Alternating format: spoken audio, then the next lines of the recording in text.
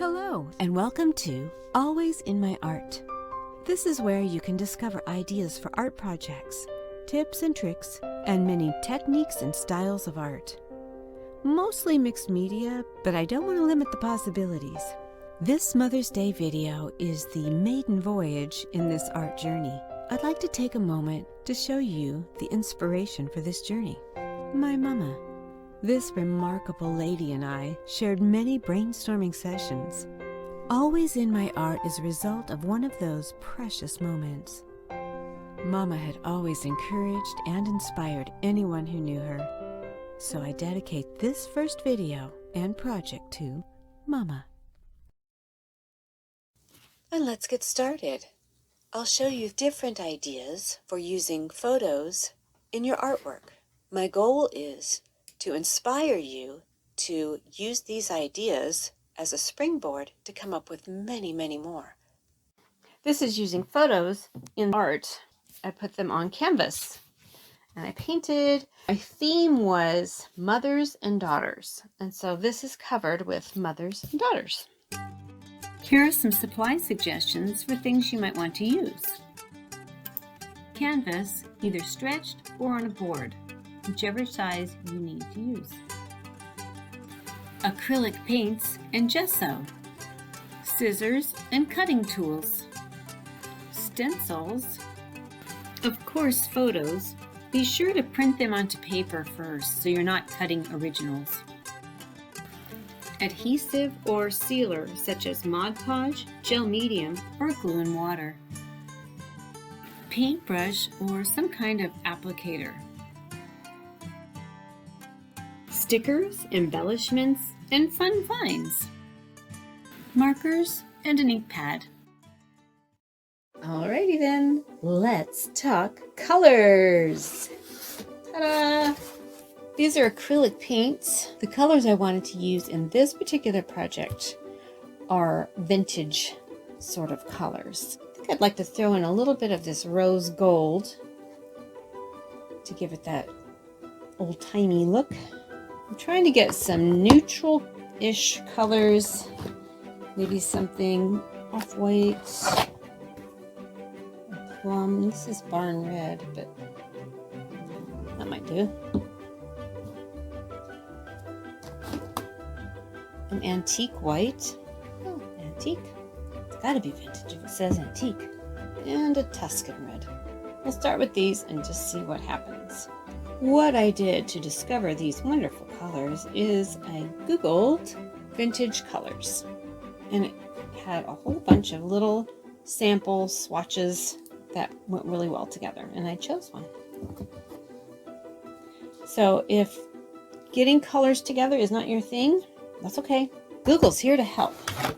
And just some more colors. I thought maybe this yellow ochre. I kind of want that in there too. This canvas has been gessoed. Gesso is this medium here. It looks like white paint, but the purpose of it is for priming your surface, whether you're using a canvas, a pizza box, a glossy mailer card that you want to repurpose. It will give you a substrate that is ready to accept paint. I'll be using this later on, not as a primer, but for something else, and I'll show you that in just a little bit. I'm going to get started on covering this. This is going to be my background. What I plan on doing with this background is I'd like to do a mother and daughter theme on this, and I've got some pictures that are related to that theme with my own daughter, with my grandmother and great-grandmother when my grandmother was a teenager. So I've got a lot of pictures that I want. That's why I chose a kind of a big canvas. All I'm doing here is just adding some paint to the canvas, different colors. I want to kind of just do large shapes that are straight lines. I'm going to be covering it up, so I'm not too worried about it. If you're using the stretched canvas that's not on a canvas board, there will be sides that you might want to paint. I chose to just use one color all the way around, the yellow ochre. But you can bring the colors that you chose right over the top and over the edge, like a waterfall. You might even want to put washi tape around the edge or ribbon or anything you choose.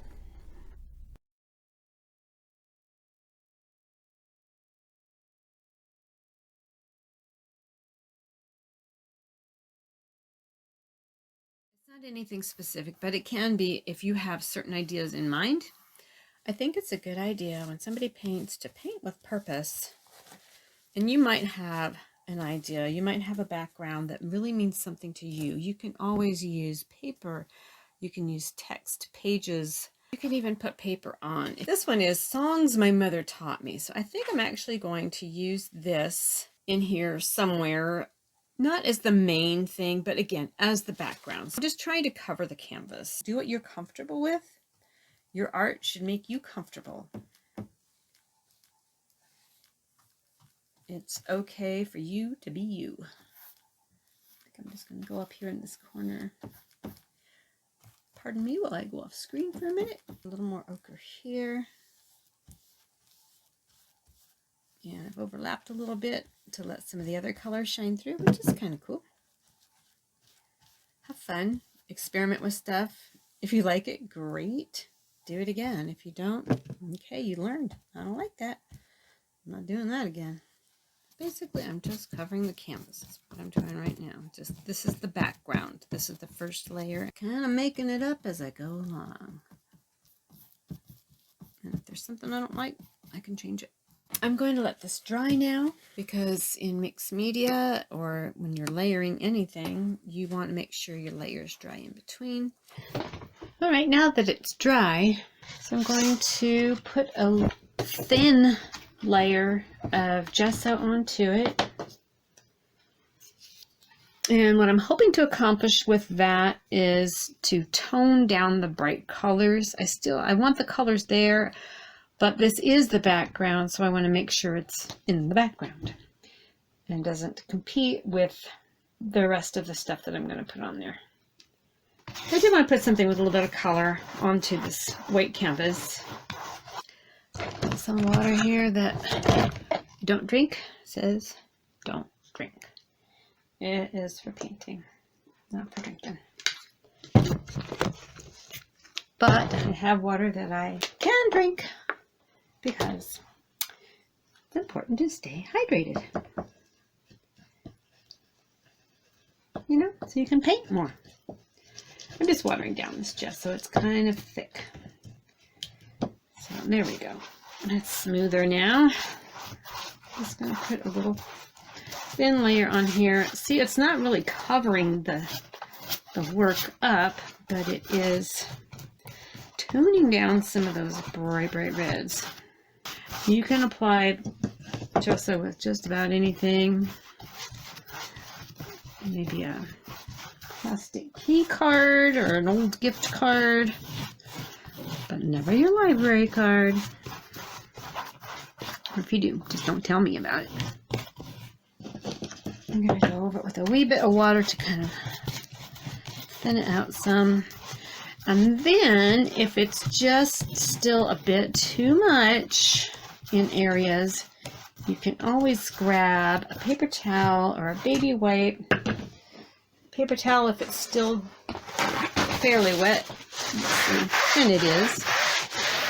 So if it's starting to dry, then you might want to grab a baby wipe to sort of reactivate it and pull some of that off.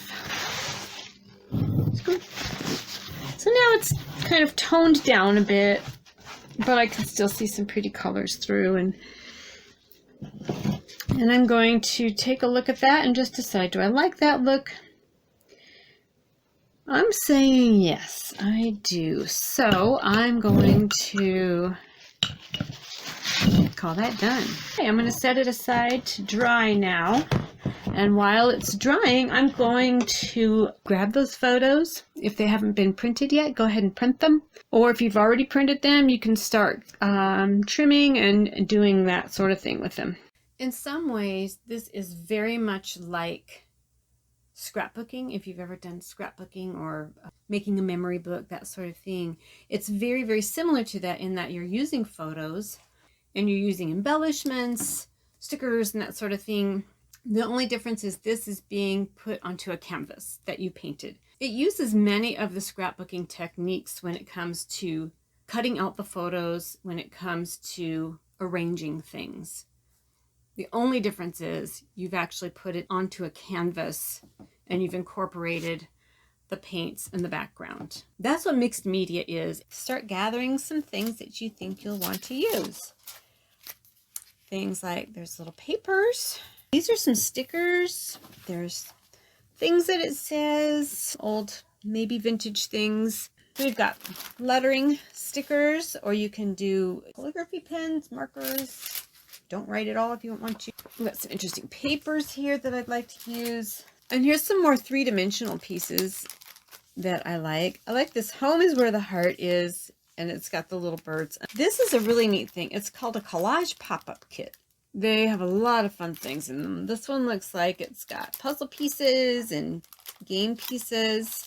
It looks like an old Pog. I don't know if anybody remembers the Pog days, but that's what it looks like to me. There are so many options. The one thing I really wanted to get out of this bag was this little frame right here, because that's going to bring me to what do you do with all your photos? Let's just take this photo for an example. We can do a lot with this. Okay, obviously, and it's pretty big. You can, if you want, you can make them smaller. I might end up making this a little bit smaller because even though it's going to go on a large canvas, it's going to go with a lot of other pictures. But I do know I want to use this one, so I might shrink this one a bit. You can also do some cropping, and you can use these little frames to see, okay, this is what it's going to look like. Let's talk a little bit about selecting your photos. For this project, I've selected photos that have to do with moms and daughters because that's the theme I'm going with. I just used my home printer. It's an inkjet. I've already cut out some photos. I was very mindful as I was doing this. I want to make sure I wasn't cutting out anything that's important to me. For instance, on this one, there's a date at the bottom. You can barely see it, but I decided I'm going to go around that and just go in this oval shape. But I did want to include that. In the older pictures, I pretty much want to keep all of this because I like that vintage look of the couch, the hairstyles, the dress, it just tells that story of that era. So I'm definitely going to keep all of it in here. All I'm going to do with this one is cut it out, and I might end up using a corner cutter on that. I've got this little tool that rounds corners, so I'm just going to put this on the edge of each one. On the corner of each one. Here's one I did with decorative scissors, and I inked the edges. That's why I was thinking that you might want to have handy one of these. If that's what you choose to do, you can just ink the edges like that, and you can use them that way. That might look, yeah. It's just depending on what you want to do, but this is the time where you can use stencils to trace a shape and cut it out. You could use decorative scissors, and the ink thing you can use on any of them if you want. But at this time, you really want to make sure you've got the size that you want and pick out the ones that you want to use. This is where, if you've done scrapbooking before, you might use some of those same tools and techniques that you used then. Once you have your photos cut out and selected of which ones you want to use, it's time to start arranging. So you'll get your canvas that is now dry, and you'll set it down here. I've gone over it with a bit of gesso, and it's completely dry now. It's going to be times where you start putting things on here, and it is going to cover up most of what you did. So that's why I'm not too particular about it. But let's say there's a few spots that you didn't cover with something. It's going to show through. And if it shows through, it can show through a blank empty canvas, or it can show through some pretty colors. So that's why you want to do the background. You can arrange your things on here however you want, move them around. You can play around with your stickers. So I'm just going to play around and arrange it And this is a part that is very, very personal, and it's very much, it's just you. What do you want it to look like? What do you want to say? So I'm just showing you the techniques, the art part of it, the arranging of it, the personalizing of it is all up to you.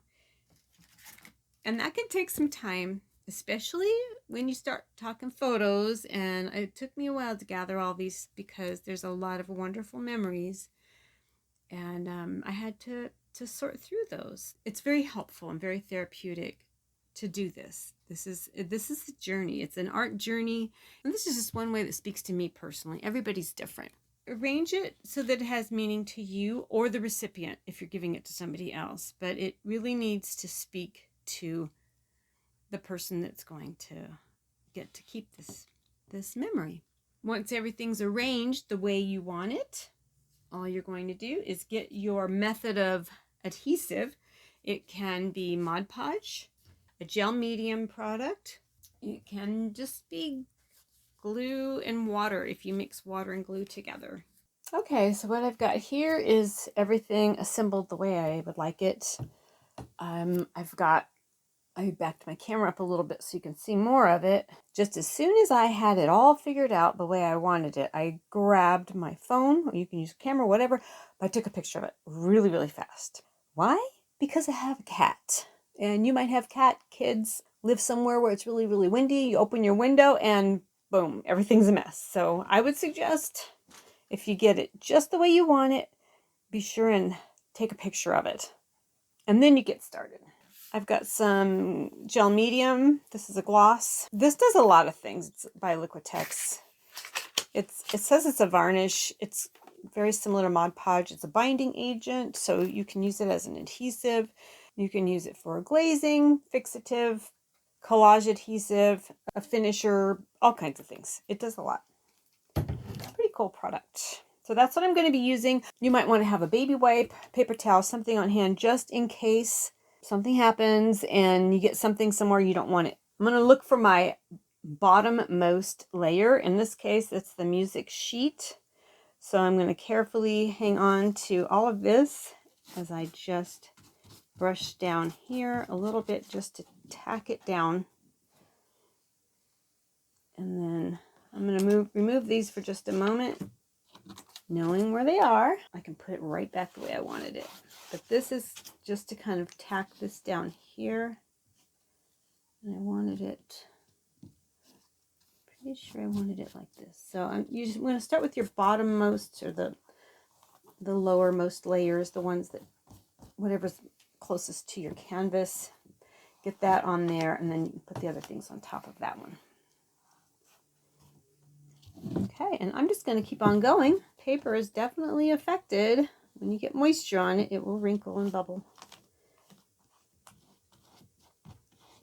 So it's just one of those things we have to work with. So in decoupage, you just keep on working it, working it. Probably need something underneath to stick to. Hopefully there will be a lot more mixed media videos that will incorporate many different art styles, techniques, and materials. Thanks for watching.